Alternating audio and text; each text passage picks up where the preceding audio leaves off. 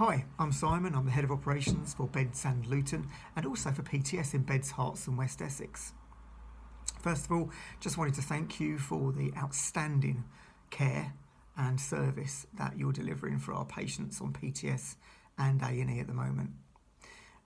Thank you for continuing to contribute to our levels of cover, the high quality of care and the response times that we're delivering to those people. It really never has been better, but we are determined to do everything we can to maintain that moving forward. So we'd love it if you'd keep working with us on that.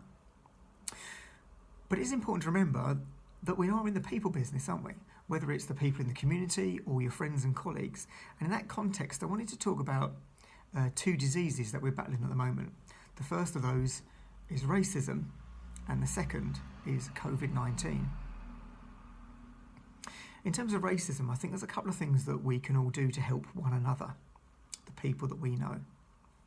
So first of all, some of the people that I've been talking to are saying to me they're feeling, some of them a little bit isolated, who if they're in the BAME community. And I wonder whether each of us could just think about the people who we know in the BAME community, whether they're colleagues or friends, and just take a moment to contact them.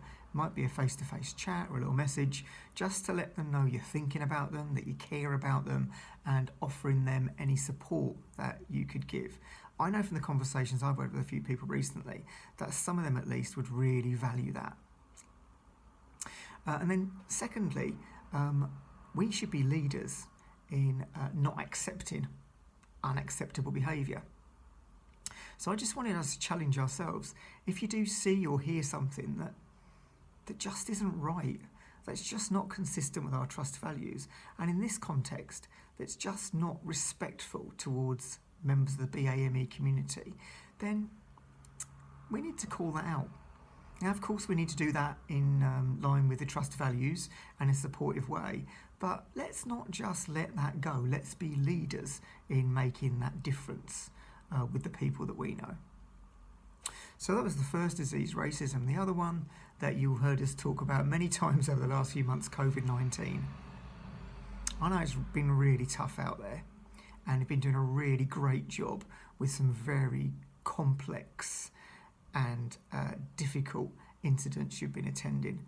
I know much of that has been very emotive, and at the same time as all that, having to do it in PPE has not been an easy task. So I want to thank you again for everything that you're continuing to do in this difficult environment. But can I also ask you, please, that whilst you're doing that we make sure that we take responsibility for ourselves in terms of managing the spread of infection as best we can. So that does mean absolutely us being leaders again in infection control, in washing our hands, in checking our temperatures, in social distancing and all those things.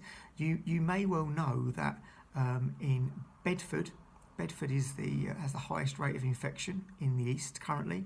Luton previously had the highest rate. So we are in an area where, if anything, we need to be even more careful than other places.